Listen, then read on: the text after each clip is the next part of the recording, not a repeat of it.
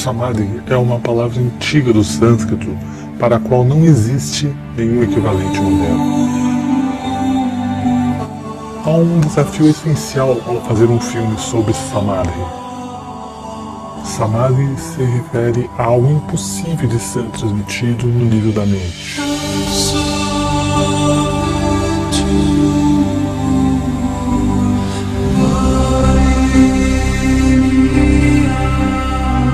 Este filme é simplesmente a manifestação exterior da minha jornada interior. A intenção não é ensinar algo sobre Samadhi ou fornecer informações para sua mente, mas sim inspirar você a descobrir diretamente sua verdadeira natureza.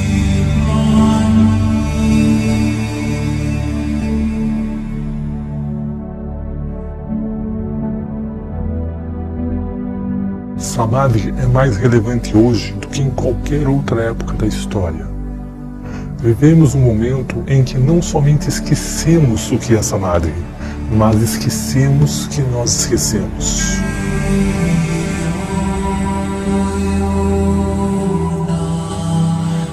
Esse esquecimento é Maya, a ilusão do eu.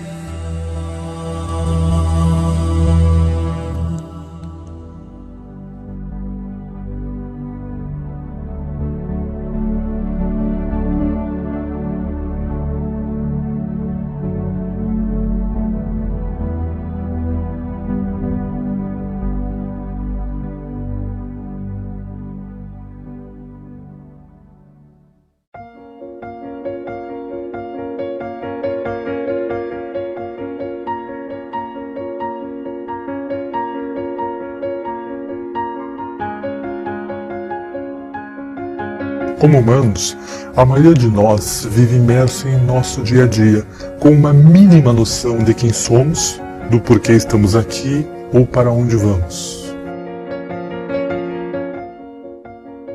A maioria de nós nunca percebeu o verdadeiro ser, a alma, ou o que Buda chamou Anatta, aquilo que está além do nome e da forma das coisas, além do pensamento.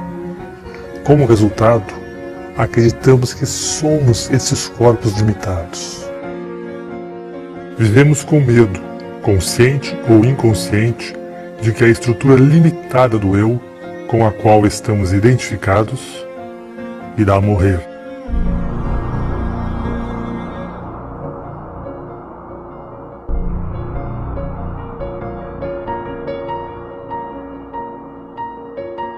No mundo de hoje, a maioria das pessoas que estão empenhadas em práticas religiosas ou espirituais, como yoga, oração, meditação, cânticos religiosos ou qualquer tipo de ritual, estão praticando técnicas que são condicionadas, o que significa que são apenas parte das construções do ego.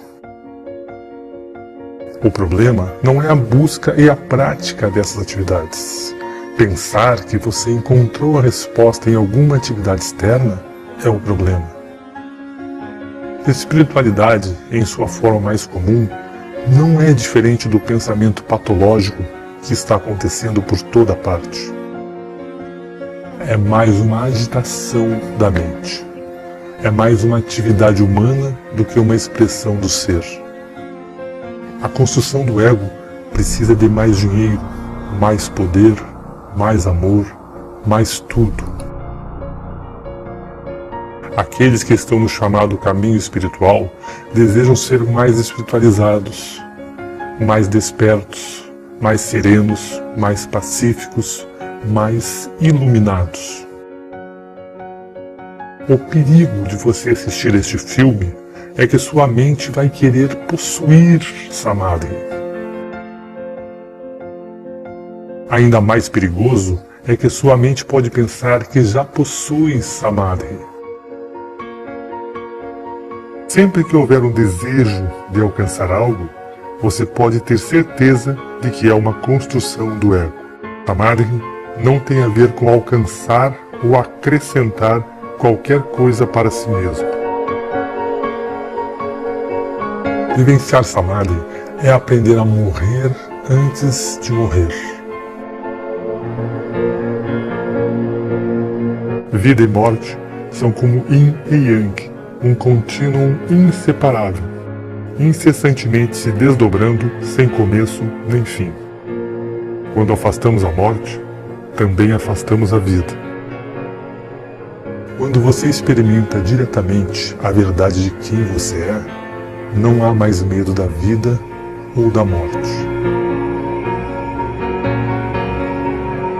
Nossa sociedade e cultura é quem molda quem somos.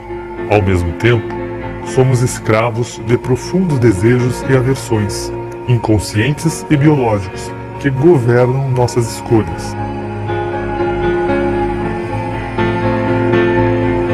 A construção do ego não é mais do que um impulso de repetir.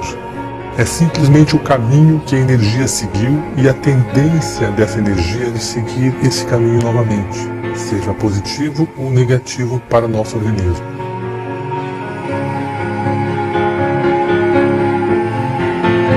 Existem infinitos níveis de memória ou níveis mentais, espirais dentro de espirais. Quando sua consciência se identifica com essas memórias ou construções do ego, você fica preso ao condicionamento social que pode ser chamado matriz.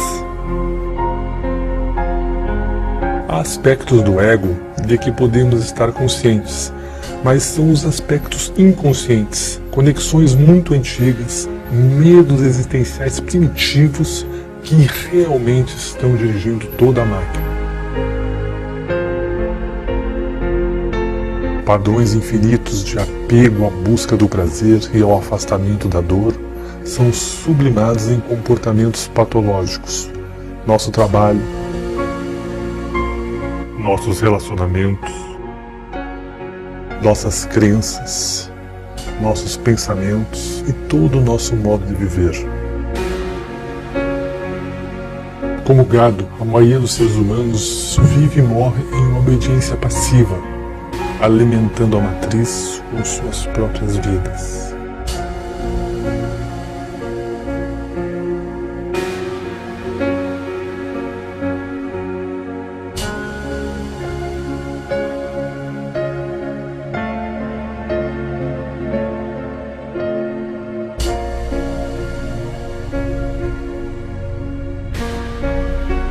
Vivemos presos em padrões limitados, muitas vezes vidas cheias de grande sofrimento, e nunca nos ocorre que podemos realmente ser livres.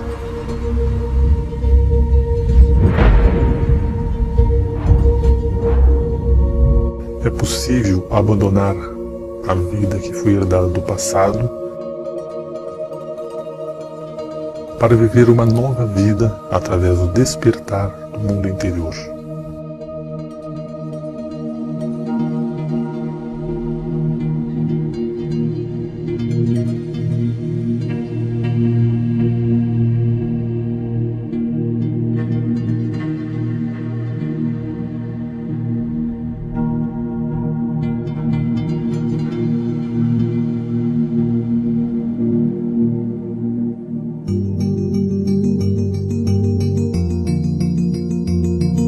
Todos nascem neste mundo com estruturas biológicas condicionadas, mas sem consciência de si mesmo. Quando você olha para os olhos de uma criança, não há vestígio do ego, apenas um vazio luminoso. O que cresce dentro dessa criança são máscaras que escondem a consciência. Shakespeare disse: "O mundo inteiro é um palco, e todos os homens e mulheres não passam de meros atores."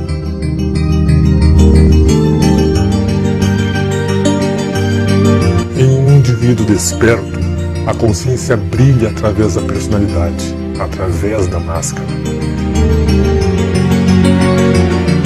Quando você desperta, você não se identifica com seu personagem. Não acredita que você é a máscara que está usando.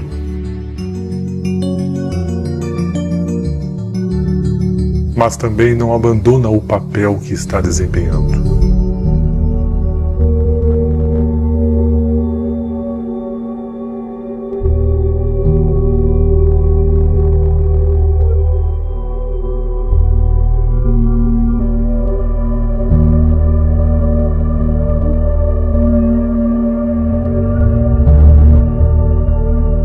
Quando estamos identificados com o nosso personagem, nossa personalidade, isso é Maya, a ilusão do eu. Samadhi é o despertar do sonho do personagem no jogo da vida.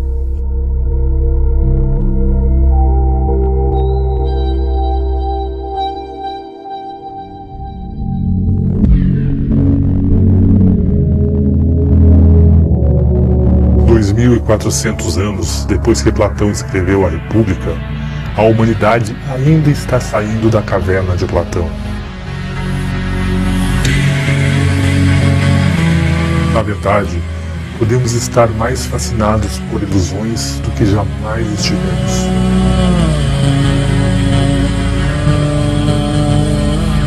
Platão narra um relato de Sócrates sobre um grupo de pessoas que viviam acorrentadas em uma caverna por toda a vida, apenas olhando para uma parede à sua frente. Tudo que podiam ver eram sombras projetadas na parede pelas coisas que passavam diante de um fogo que estavam atrás delas. Esse show de marionetes se torna um mundo real para aquelas pessoas. De acordo com Sócrates, as sombras pareciam tão verdadeiras que os prisioneiros jamais conseguiram ver a realidade. Mesmo depois de terem conhecimento da existência do mundo exterior, eles continuavam a acreditar que as sombras eram tudo o que existia. Mesmo se eles suspeitassem que havia algo mais, não estavam dispostos a deixar aquilo que já conheciam.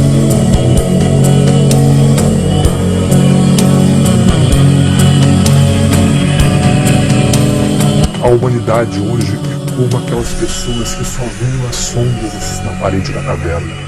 As sombras são os nossos pensamentos. O mundo da mente, dos pensamentos, é o único mundo que conhecemos. Mas há outro mundo que está além do pensamento, além da mente dualista. Você está disposto a sair da caverna? A deixar tudo o que você acredita ser realidade? Para descobrir a verdade de quem você realmente é?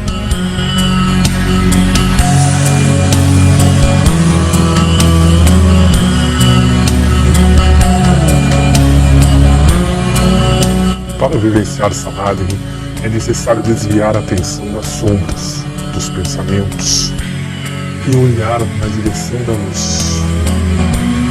Quando uma pessoa está acostumada somente com a escuridão, então deve, pouco a pouco, ir se acostumando à luz.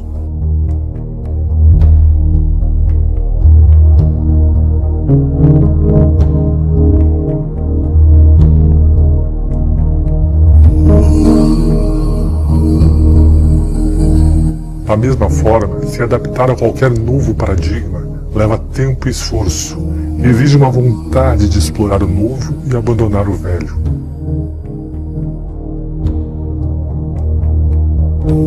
Try to come your joy,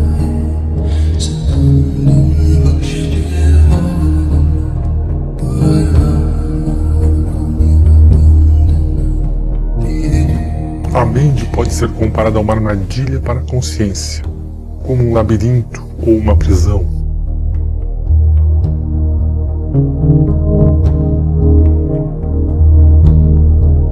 Não é você estar em uma prisão, você é a prisão.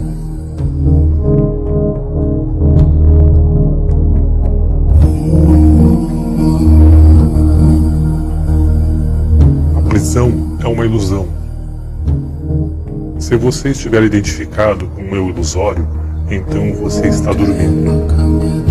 Quando você percebe a prisão e passa a lutar para sair da ilusão, então você estará tratando a ilusão como se fosse real, e você ainda permanecerá dormindo. Só que agora, o sonho se torna um pesadelo.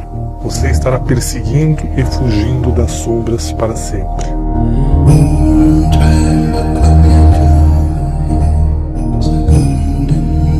Samadhi é o despertar do sonho da divisão do eu ou da construção egóica.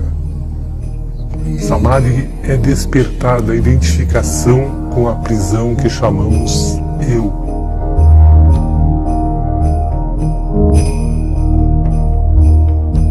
Você nunca poderá ser realmente livre, porque onde quer que vá, a prisão estará lá. Despertar não se trata de se livrar da mente ou da matriz. Pelo contrário, quando você não está identificado, então você pode experimentar o jogo da vida em sua totalidade, apreciando o show da vida como ele é, sem desejo ou medo. Nos antigos ensinamentos, isso era chamado de jogo divino de Lila, o jogo de atuar na dualidade.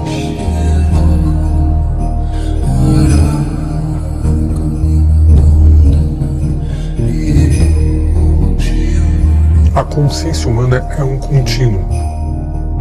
Em um extremo, nós humanos estamos identificados com o eu material. No outro extremo está o Samadhi, o desapego do eu. Cada passo que damos no contínuo em direção a Samadhi traz menos sofrimento. Menos sofrimento não significa que a vida está livre da dor. Samadhi está além da dualidade de dor e prazer. O que significa é que há menos mente, menos eu criando resistência a tudo que se revela. E essa resistência é o que cria sofrimento.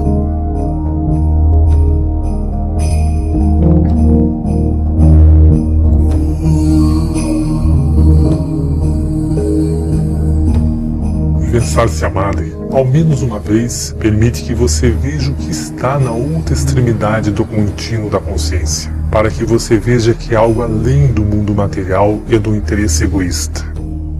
Quando há uma interrupção real da ação da estrutura do eu em Samadhi, então não há pensamento egóico, nenhum eu, nenhuma dualidade, mas ainda existirá o eu sou, ou Anatta.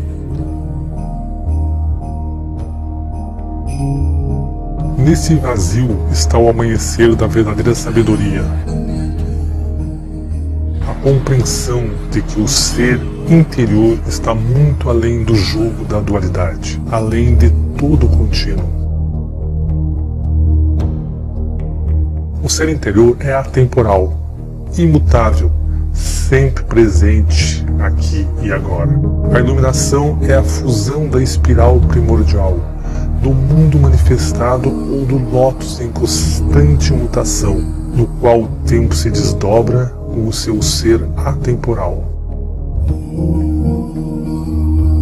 Sua conexão interna cresce como uma flor desabrochando, desde o momento em que você não mais se identifica com o eu, tornando-se uma ponte viva entre o mundo do tempo e o mundo atemporal.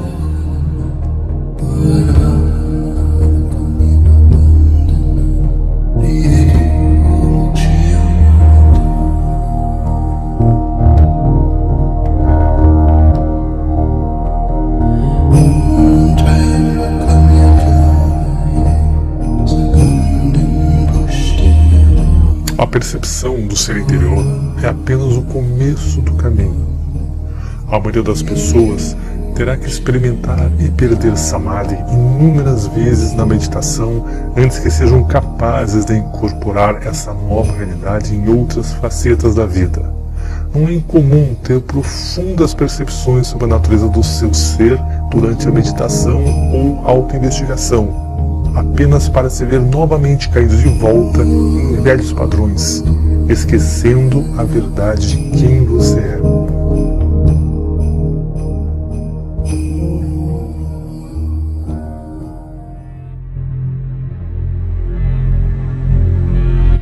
Para perceber a quietude ou o vazio em cada aspecto da vida, em cada aspecto de si mesmo, é preciso tornar-se o próprio vazio dançando, como ocorre com todas as coisas.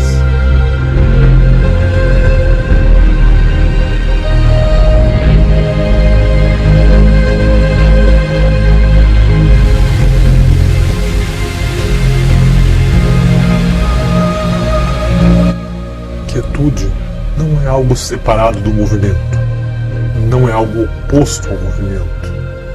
Ao vivenciar Samadhi, você percebe a quietude como sendo idêntica ao movimento.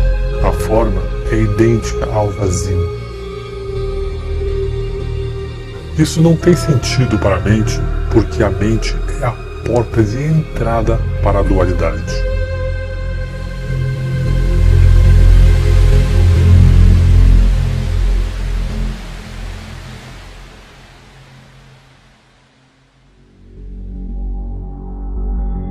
René Descartes, pai da filosofia ocidental, é famoso pela máxima: penso, logo existo.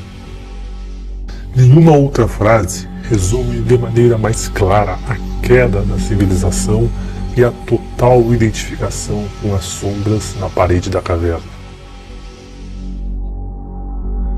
O erro de Descartes, como o erro de quase todos os seres humanos, foi identificar o ser interior com o pensamento.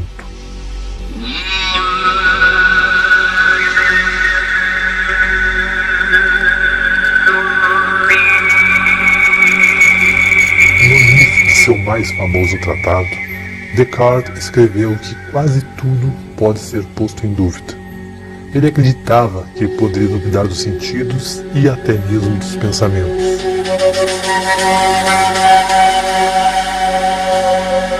Da mesma forma, no Kalama Sutra, com o objetivo de encontrar a verdade, Buda disse que devemos duvidar de todas as tradições, escrituras, ensinamentos, além de todo o conteúdo da mente e dos sentidos.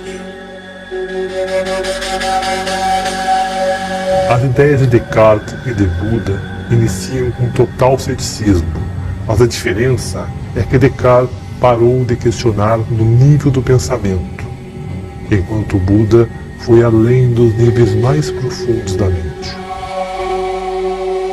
Talvez, se Descartes fosse além da mente racional, ele tivesse percebido sua verdadeira natureza, e a consciência ocidental seria muito diferente nos dias de hoje.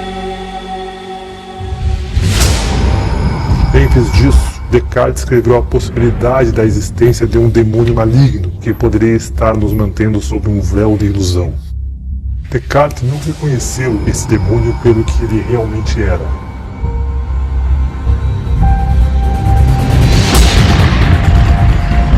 Como no filme Matrix, nós poderíamos estar conectados a uma programação elaborada para alimentar um mundo de sonhos e ilusão. No filme, os seres humanos vivem na matriz, enquanto em outro nível são apenas baterias, alimentando com sua força vital as máquinas, que usam a energia humana para seus próprios propósitos.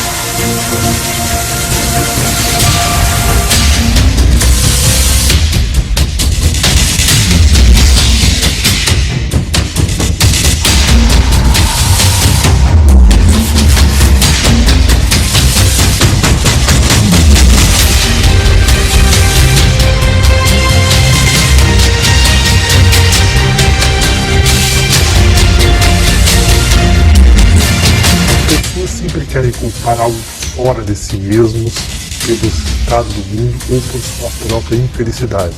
Quer seja uma pessoa, um grupo ou país em particular, uma religião ou algum tipo Illuminati de controle, como o demônio de Descartes ou as máquinas sem ciência no filme Matrix. Ironicamente, o demônio de Descartes imaginava era exatamente como ele definia a si próprio. Quando você vivencia essa análise, fica claro que há um controlador, há uma máquina, um diabo dominando sua vida dia após dia. A máquina é você.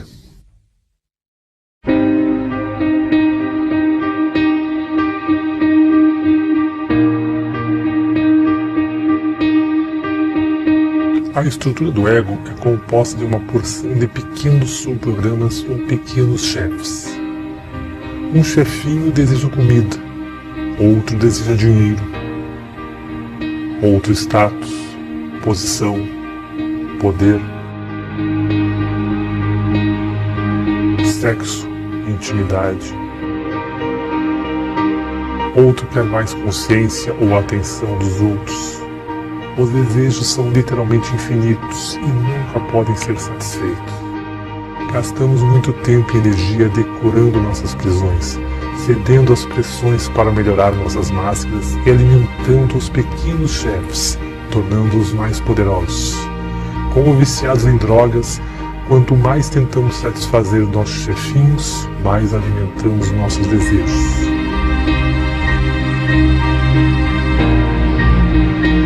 O caminho para a liberdade não se constrói pelo desenvolvimento do ego ou por alguma forma de satisfazer os propósitos do eu, mas sim pelo abandono total dos propósitos do eu. Algumas pessoas têm medo de que o despertar de sua verdadeira natureza seria o mesmo que perder a individualidade e o prazer de viver. Mas a verdade é exatamente o oposto. A real individualidade somente pode ser expressada quando o ego é superado. Permanecer adormecido na mecânica do sistema é o motivo pelo qual a maioria de nós nunca descobre o que a alma realmente quer expressar.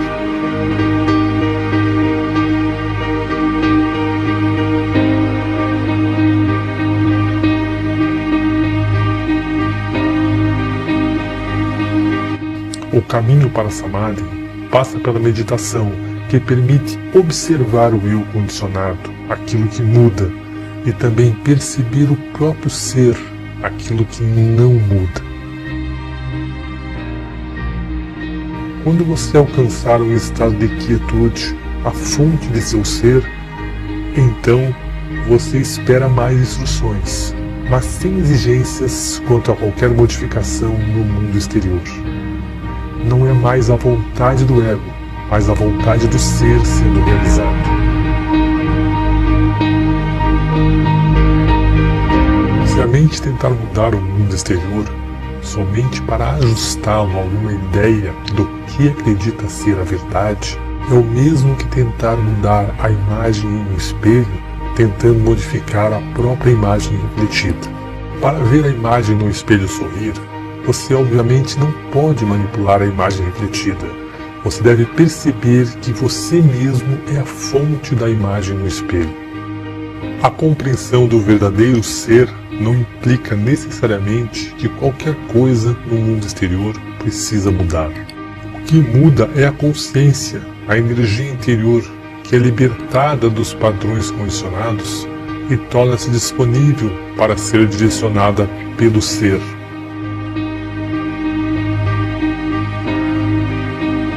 Você somente poderá tornar-se consciente dos propósitos do ser quando for capaz de observar o ego condicionado e se desapegar de seus infinitos desejos.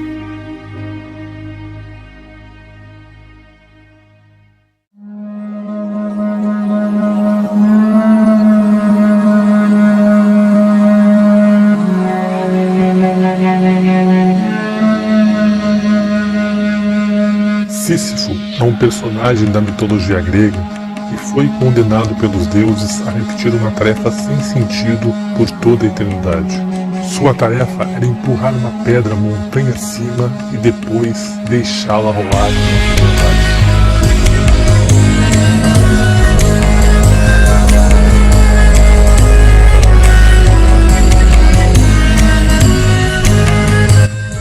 existencialista francês e vencedor do Prêmio Nobel de Literatura, Albert Camus, usou a realidade de Sísifo como uma metáfora para a humanidade. Então perguntou: como podemos encontrar significado nesta existência absurda?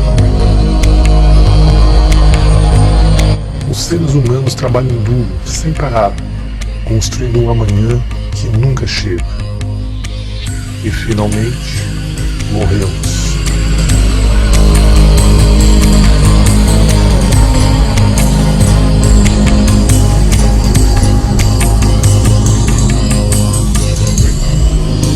Ao percebermos essa verdade, surgem dois caminhos. Nos identificamos com nossos egos e enlouquecemos, ou despertamos e nos tornamos livres.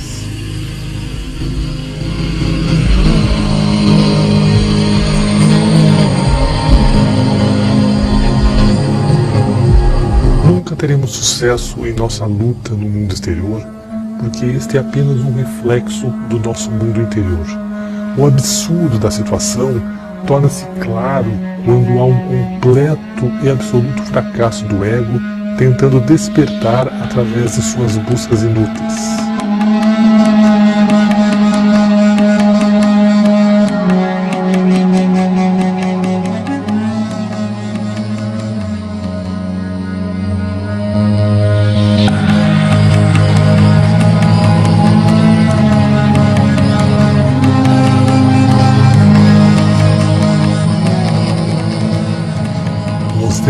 Há um ditado: antes da iluminação, corte lenha e carregue água.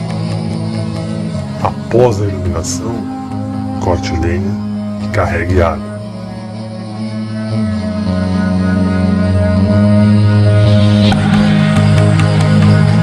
Antes da iluminação, é preciso rolar a bola até o topo da montanha. Após a iluminação, também é preciso rolar a bola até o topo da montanha. O que mudou? A resistência interior à realidade. A luta foi abandonada, ou melhor, o ego que luta foi percebido como ilusório. A vontade individual, ou a mente individual, e a vontade divina, ou a mente superior, estão alinhadas.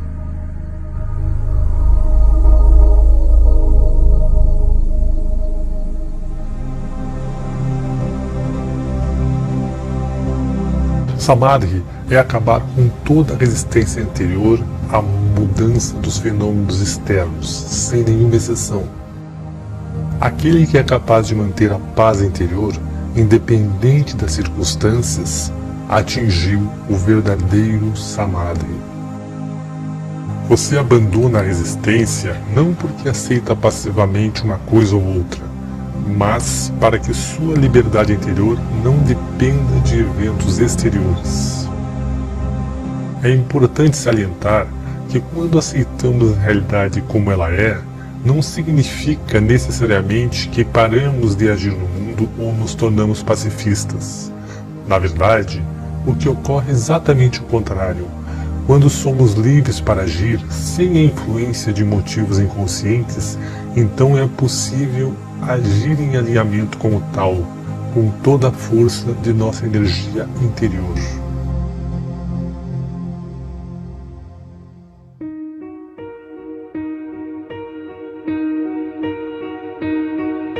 Muitos podem argumentar que precisamos lutar mais duramente contra nossos inimigos para mudar o mundo e conquistar a paz. Lutar pela paz é como gritar pelo silêncio. Apenas cria mais daquilo que você não quer. Hoje em dia há uma guerra contra tudo. Guerra contra terrorismo, guerra contra a doença, guerra contra a fome. Toda guerra é, na verdade, uma guerra contra nós mesmos.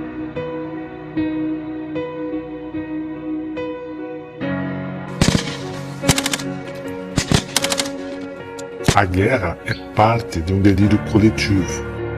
Dizemos que queremos a paz, mas continuamos a eleger líderes que defendem a guerra. Mentimos a nós mesmos, dizendo que defendemos os direitos humanos, mas continuamos a comprar produtos feitos com trabalho escravo. Dizemos que queremos ar puro, mas continuamos a poluir. Queremos que a ciência nos cure do câncer, mas não mudamos nossos hábitos autodestrutivos e que nos tornam mais suscetíveis a doenças. Nos iludimos pensando que estamos promovendo uma vida melhor. Não queremos ver nossas partes ocultas que estão tolerando o sofrimento e a morte. A crença de que podemos ganhar a guerra contra o câncer, a fome, o terror ou qualquer outro inimigo que foi criado por nosso próprio modo equivocado de pensar e agir, na verdade, apenas alimenta a ilusão de que não precisamos mudar a forma como agimos neste planeta. O mundo interior é onde a revolução deve começar. Somente quando pudermos sentir a espiral da vida em nosso interior é que o mundo exterior entrará em alinhamento com o tal. Enquanto isso não acontece, qualquer coisa que façamos apenas contribuirá para o caos já criado pela mente. A guerra e a paz surgem juntas em uma dança sem fim, formando um contínuo. Uma não pode existir sem a outra.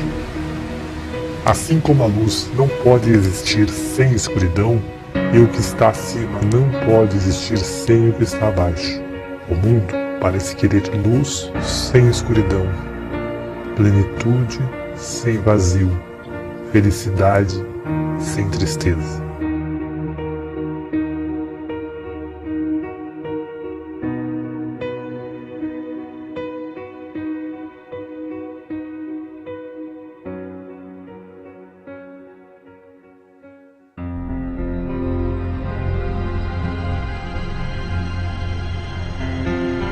Quanto mais a mente se envolve, mais dividido o mundo se torna.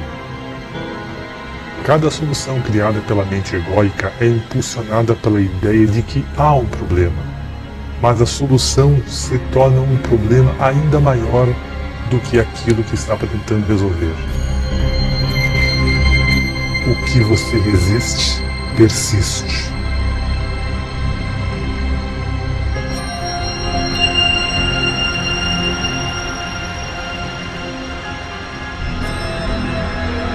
A criatividade humana cria novos antibióticos somente para descobrir que a natureza fica mais esperta à medida que as bactérias se fortalecem. Apesar dos nossos melhores esforços na direção do progresso, a quantidade de pessoas com câncer está aumentando, a fome no mundo cresce continuamente e o número de ataques terroristas em todo o mundo continua crescendo.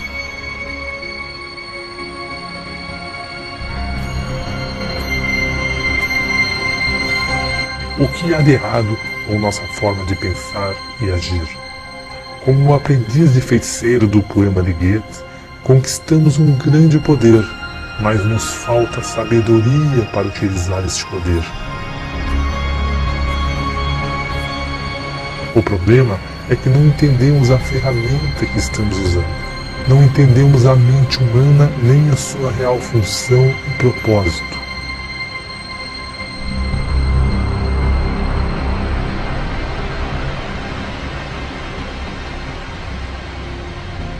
A crise nasce do nosso modo de pensar condicionado e limitado, da maneira como sentimos e experimentamos a vida.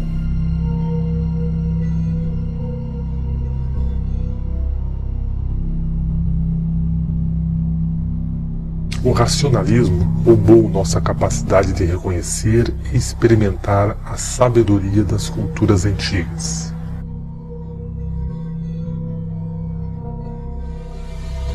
O pensamento egóico nos roubou a capacidade de sentir a profunda sacralidade da vida e também de perceber níveis completamente diferentes de consciência, que agora estão quase perdidos para toda a humanidade.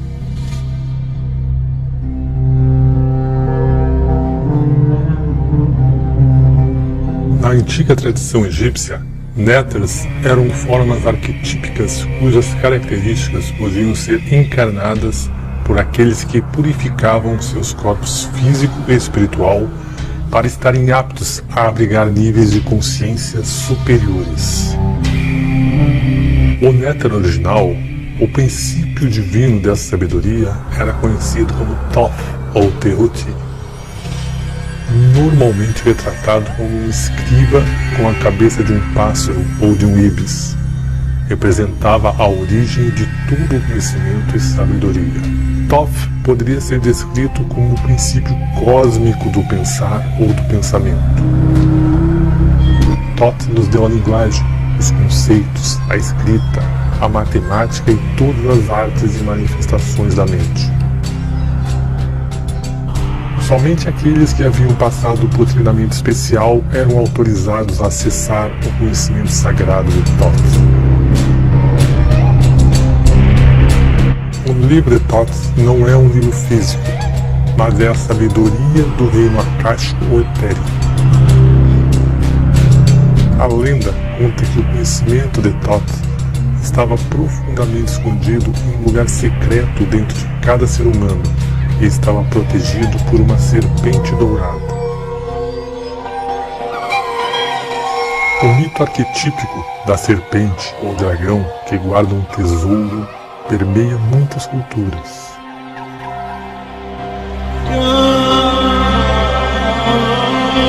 E tem sido chamado por nomes como Kundalini Shakti, Ki, Espírito Santo ou energia interior. A serpente dourada é a construção egóica que está ligada na energia interior, e até que ela seja dominada e superada, a alma nunca será capaz de alcançar a verdadeira sabedoria. Foi dito que o livro de Thoth apenas trouxe sofrimento a qualquer indivíduo que o leu, mesmo que encontrasse os segredos dos deuses e tudo o que está escrito nas estrelas. O que deve ser entendido é que o livro trouxe sofrimento a qualquer indivíduo que o leu, a qualquer ego que tentou controlar o conhecimento superior. Na tradição egípcia, a consciência desperta era representada por Osíris. Sem essa consciência desperta, qualquer conhecimento ou entendimento obtido pelo eu limitado seria perigoso, desconectado da sabedoria superior. O olho de Horus tinha que estar aberto.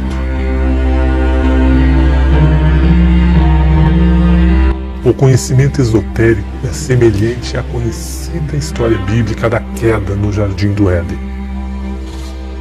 O livro de Thoth é comparável ao livro do conhecimento do bem e do mal, cujo fruto Adão e Eva foram tentados a comer.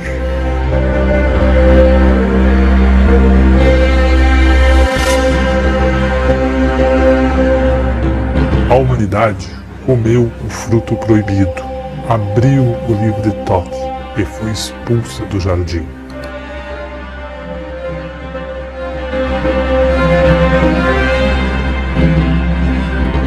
A serpente é uma metáfora para a espiral primordial que se estende do microcosmo ao macrocosmo.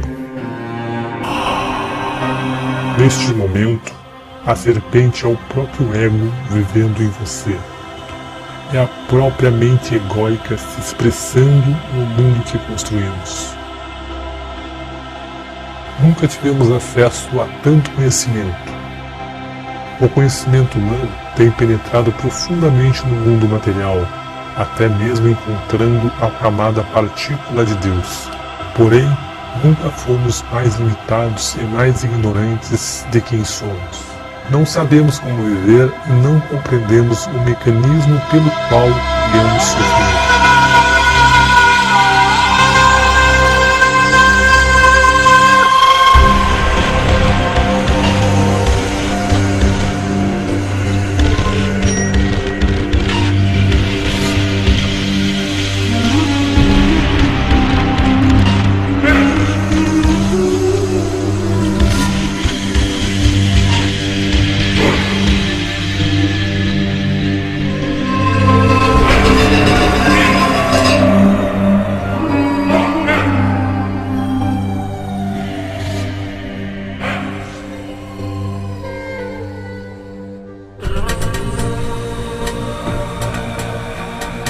Nossa forma de pensar criou o mundo como é agora.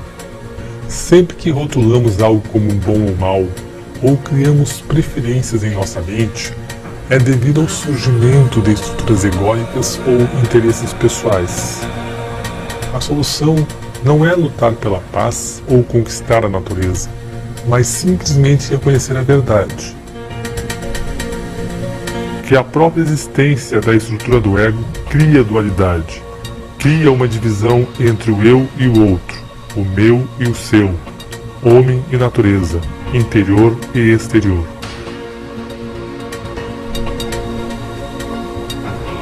O ego é a violência.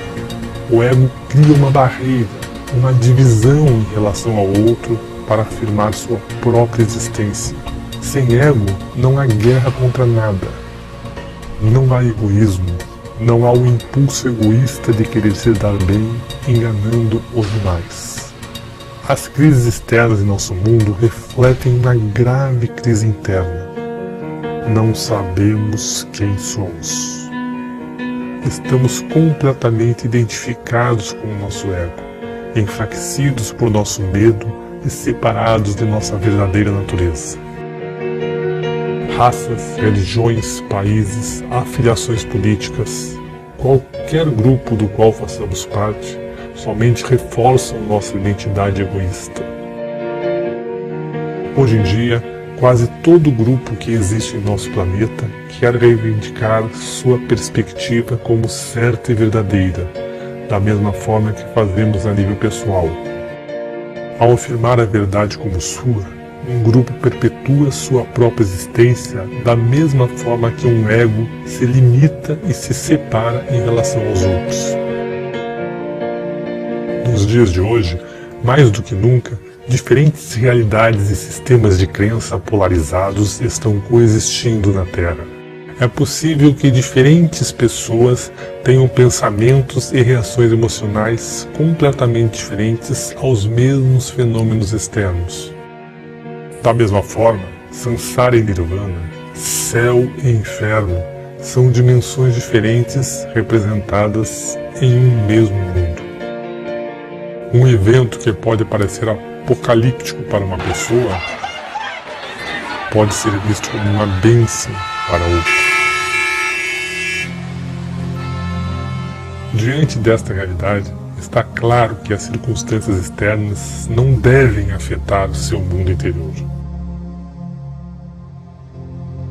Vivenciar Samadhi é tornar-se uma roda automotora, tornar-se autônomo, um universo em si mesmo.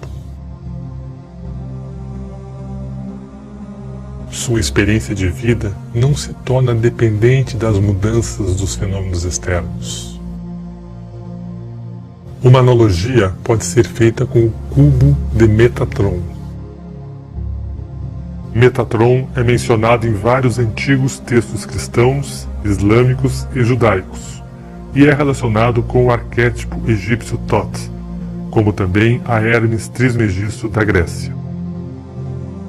Metatron está intimamente ligado ao tetragramaton. O tetragramaton é o padrão geométrico fundamental, o modelo ou emanação primordial da realidade física, que tem sido chamado de Palavra de Deus ou Logos. Aqui vemos uma representação bidimensional da figura, mas se você olhar com atenção, poderá ver um cubo em 3D. Quando você vê o cubo, nada mudou na figura, mas sua mente adicionou uma nova dimensão ao que você está vendo. Perceber diferentes dimensões é simplesmente uma questão de habituar-se a uma nova maneira de perceber o mundo. Ao vivenciar Samadhi, não nos limitamos a um só ponto de vista, nos tornamos livres para criar novas perspectivas, porque não há um eu apegado a um determinado ponto de vista.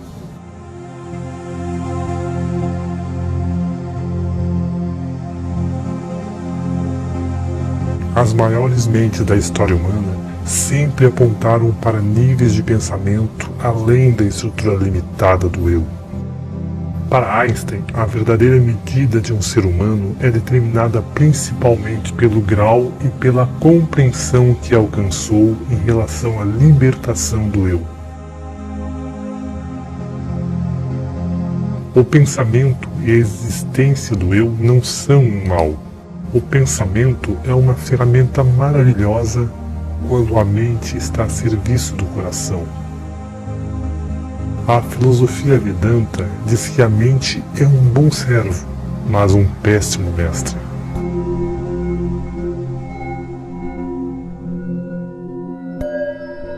O ego está sempre filtrando a realidade através da linguagem e dos rótulos, e constantemente julgando, sempre preferindo uma coisa a outra. Se a mente e os sentidos forem os seus mestres, então criarão um sofrimento sem fim, sempre desejando ou rejeitando, nos mantendo presos no mundo do pensamento. Se você quiser vivenciar Samadhi, não julgue seus pensamentos como bons ou maus, mas descubra quem você é além dos pensamentos, além dos sentidos. Quando todos os rótulos são descartados, então é possível ver as coisas como elas realmente são.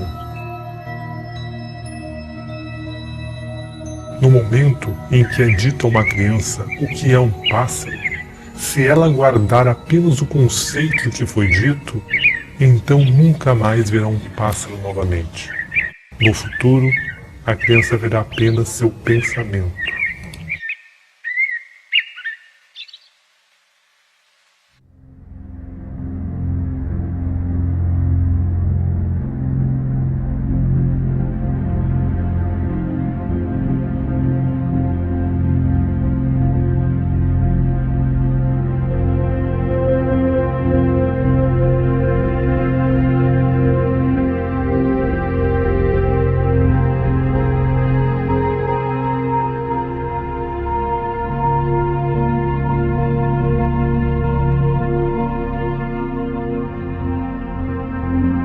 A maioria das pessoas pensa que é livre, consciente e desperta.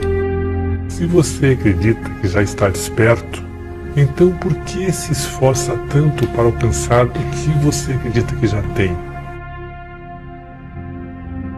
Antes que seja possível despertar, é necessário aceitar que você está adormecido, vivendo na matriz. Examine sua vida honestamente, sem mentir para si mesmo. Você é capaz de mudar seu padrão de vida robótico e repetitivo? Você consegue parar de buscar o prazer e evitar a dor? Você continua viciado em determinadas comidas, atividades ou passatempos? Você está constantemente julgando, culpando, criticando a si mesmo e aos outros? Sua mente está o tempo todo procurando por novos estímulos, ou você se sente plenamente realizado quando em total silêncio? Você se preocupa com o que as pessoas pensam sobre você? Você está buscando aprovação ou algum reforço positivo? Você tem sofrido com a autossabotagem em sua vida? O modo como a maioria das pessoas vive hoje será igual ao modo como viverão amanhã, daqui a um ano e daqui a 10 anos. Quando você começa a observar sua natureza robotizada, você se torna mais esperto. Você começa a reconhecer a profundidade do problema. Reconhecer que você está completamente adormecido, perdido em um sonho. Como os habitantes da caverna de Platão, muitos do que ouvem esta verdade não estarão dispostos ou não serão capazes de mudar suas vidas, simplesmente porque estão apegados ao seu modo de viver e pensar. Nos empenhamos em justificar nosso modo de viver e pensar, preferindo enterrar a cabeça na areia ao invés de encarar a verdade. Queremos nossos salvadores, mas não estamos dispostos a subir na cruz. O que você está disposto a fazer para ser livre? É preciso perceber que se você mudar seu mundo interior, você deverá estar preparado para mudar a vida exterior. Seu antigo modo de ser e sua antiga identidade deve se tornar o solo seco do qual uma nova vida surgirá. O primeiro passo para o despertar é perceber que estamos identificados com a matriz e com as máscaras criadas em nossa mente. Algo dentro de nós deve ouvir esta verdade e despertar deste profundo sono. Há uma parte de você, algo atemporal, que sempre conheceu a verdade.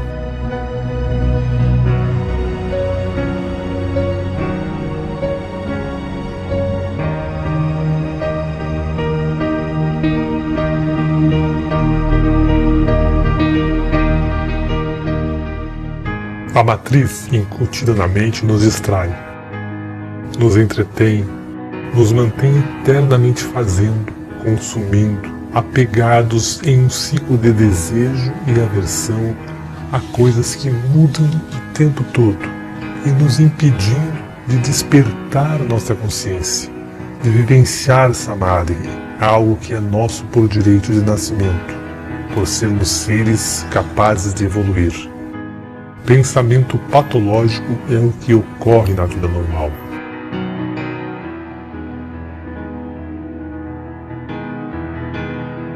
Sua essência divina tornou-se escravizada, identificada com a estrutura limitada do eu. A grande sabedoria, a verdade de quem você é, está enterrada profundamente em seu ser.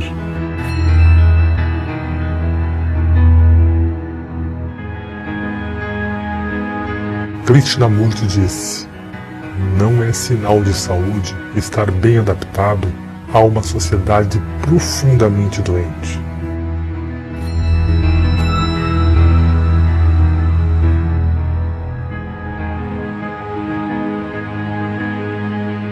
Identificação com a mente egóica é a doença. Samadhi é a cura.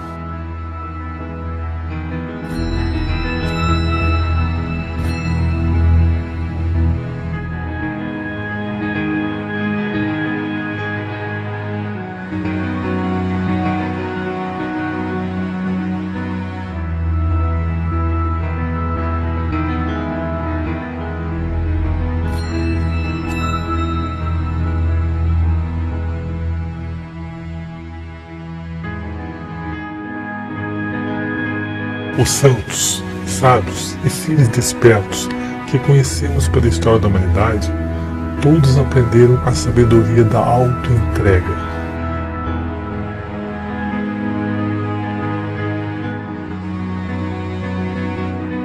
Como é possível perceber o verdadeiro ser?